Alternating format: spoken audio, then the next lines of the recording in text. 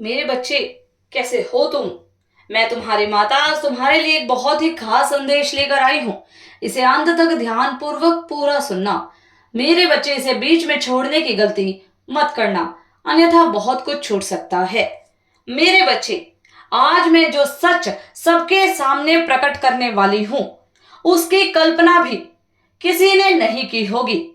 क्या तुम जानते हो कि तुम्हारा यह मुस्कुराता चेहरा, यह मासूम सी हंसी हर किसी के चेहरे पर मुस्कान ला देती है।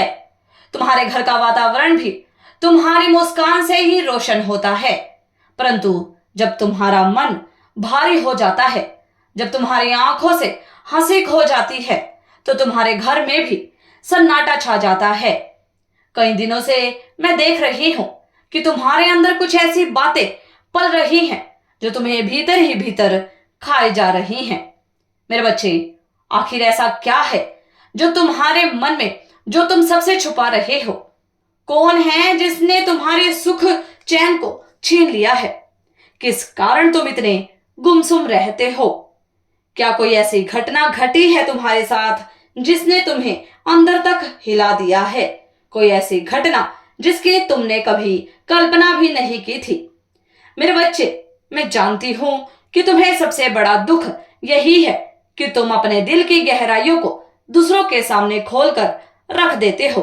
तुम बार बार लोगों पर भरोसा कर लेते हो और यही तुम्हारे दर्द का कारण बनता है। तुम यह नहीं समझ पाते कि कौन तुम्हारा सच्चा मित्र है और कौन तुम्हारे पीछे तुम्हारी बुराइयां कर रहा है। मेरे बच्चे, कुछ लोग हैं जो मिलकर दिन रात तुम्हारी आलोचना करते हैं, तुम्हारे पीठ पीछे तुम्हारी बुराई करते हैं, तुम्हारे घर से आने वाली हर अच्छी खबर पर ईर्ष्या से चलते हैं। मेरे बच्चे, जो लोग केवल दूसरों की निंदा में लगे रहते हैं, वे स्वयं जीवन में कभी आगे नहीं बढ़ पाते, क्योंकि वे अपनी प्रगति पर ध्यान ही नहीं देते।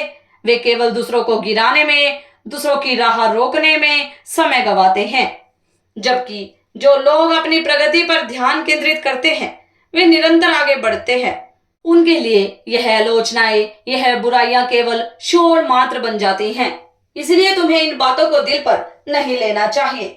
याद रखना, लोग तुम्हें रोकने के लिए, तुम्हें पीछे धकेलने के लिए तरह तरह की बातें करेंगे। वे तुम्हें तोड़ने की बार बार कोशिश करेंगे, लेकिन तुम्हें अपनी राह बदलनी नहीं है। तुम्हें अपने कर्म पर अड़िग रहना है। तुम्हें अपने लक्ष्य की ओर निरंतर आगे बढ़ते रहना है। अगर तुम अपने फैसलों पर डटे रहोगे, निष्ठा और ईमानदारी से अपना कर्म करते रहोगे, तो एक दिन तुम्हें वह सब मिलेगा जिसकी तुमने इच्छा की है। और वही लोग जो आज तुम्हारी निंदा कर रहे हैं, कल केवल यह देखेंगे कि तुम कहां से कहां पहुंच गए। वे वहीं खड़े रह जाएंगे और तुम आकाश की ऊंचाइयों को छू लोगे। इसलिए घबराओ मत मेरे बच्चे। परिस्थिति चाहे कितनी भी कठिन क्यों न हो, उसका सामना साहस के साथ करो।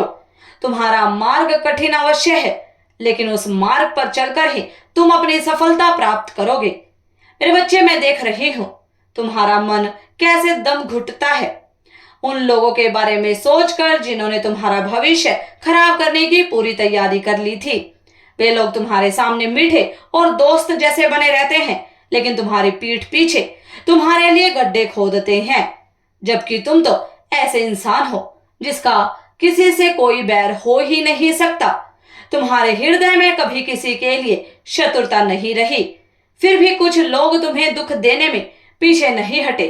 मेरे बच्चे, जो लोग कारण किसी भोले भाले इंसान को दुख देते हैं, उनके जीवन में कभी सुख शांति नहीं टिक सकती, क्योंकि उनके मन का मैल, उनका छल और कपट उन्हें चैन से रहने ही नहीं देता। वे चाहे बाहर से कितने ही सफल क्यों न दिखाई दे, पर भीतर से वे हमेशा जलते भूनते रहते हैं।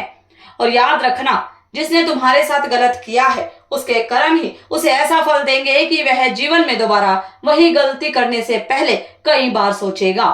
तुम मेरे भक्त हो, जिसके साथ मैं कभी भी किसी भी हाल में अन्याय नहीं होने दूंगी, क्योंकि तुमने ही मुझे अपने प्रेम और अपनी भक्ति के बंधन में बांध रखा है। मेरे बच्चे, यही कारण है कि मैं तुम्हारी सुरक्षा करने के लिए विवश हो जाती हूँ। मेरे बच्चे, जो भक्त मुझे केवल संकट के समय नहीं, बल्कि हर पल सुबह से लेकर रात तक स्मरण करता है, उसका साथ तो मैं कभी छोड़ ही नहीं सकती। और यही तुम्हारी अवस्था है। बुरी शक्तियों ने तुम्हें तोड़ने की लाख कोशिशें की हैं।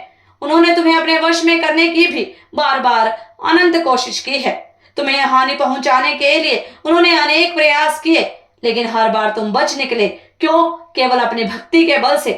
तुम्हारे पवित्र मन से की हुई साधना और अटूट विश्वास का ही असर है कि आज तक तुम सुरक्षित हो और भविष्य में भी रहोगे।